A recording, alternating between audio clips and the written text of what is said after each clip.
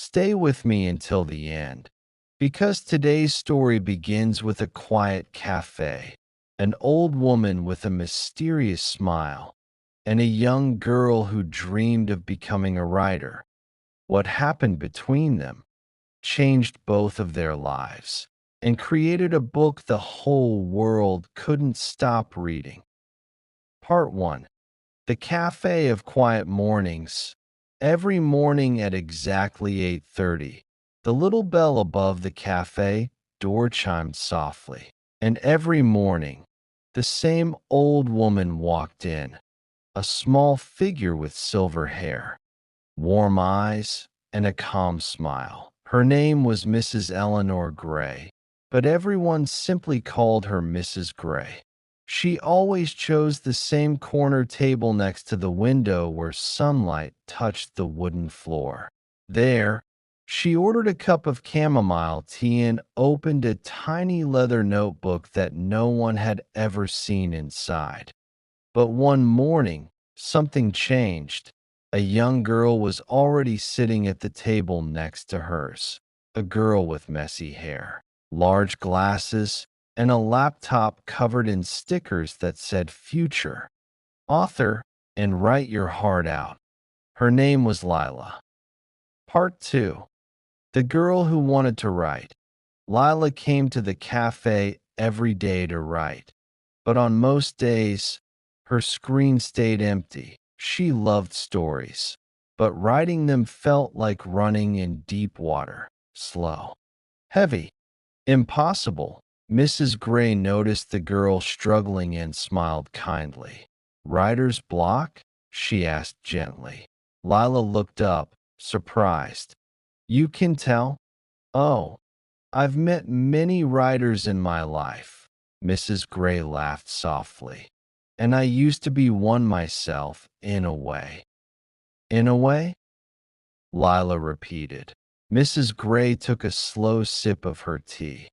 If you like, she said, I can tell you a story, a true story, a story that might help you write again. And that was the moment everything began. Part 3. The beginning of Eleanor's secret life. Mrs. Gray leaned back in her chair. I wasn't always an old woman, she said with a wink. When I was young, I had a life louder than thunderstorms. She told Lila about her childhood, growing up near the sea, climbing cliffs, running barefoot along the shore. But adventure, Mrs. Gray whispered, arrived the day I turned 16. A traveling circus had come to her town, a circus full of lights, magic, and strangers from faraway lands, and one of them changed her life forever. Part 4. The boy from the circus. His name was Tomas. He played the violin in the circus orchestra and carried a smile that felt like summer wind. They became friends instantly, and then, more than friends, he made the world feel bigger. Mrs. Gray said, her eyes shining with old memories. But when the circus left town, Tomas asked her to go with them. Come with me, he had whispered. Come see the world. And she did. Part 5. A life on the road. For 7 years, Eleanor lived with the circus. They traveled from country to country, from snowy cities to deserts glowing under the moon. She learned languages, learned music, learned courage. She danced on stage, wrote stories for the circus program, and collected memories like treasures. But life on the road was not always magical. There were storms, accidents, nights when the tents nearly flew away, and one night, Tomas became very ill. Part 6. Love and Loss. Tomas fell sick in a small town in Italy. The doctors tried. The circus prayed. Eleanor cried. But nothing could save him. Mrs. Gray paused. Her voice trembled slightly. His last words to me were, "Promise me you will keep living, really living." Lila felt her heart tighten. Eleanor continued traveling with the circus, but the world had lost its color. After 2 years, she left and returned home. But she carried something with her, a notebook full of stories Tomas had encouraged her to write. Part 7. The Unexpected Success.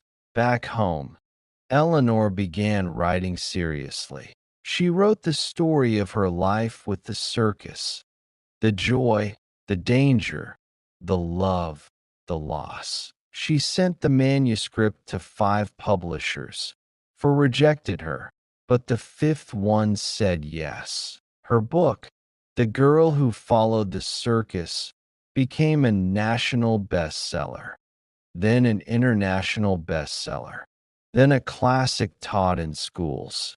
But success, Mrs. Gray said softly, is not the same as happiness. She got famous, she traveled the world again, but this time alone, and slowly she stopped writing. Part 8. The Silence After Fame. Years passed. Her fame faded. Her books stayed on shelves, but her name became a whisper. "I lived a big life," Mrs. Gray said, "but I also lived many empty years."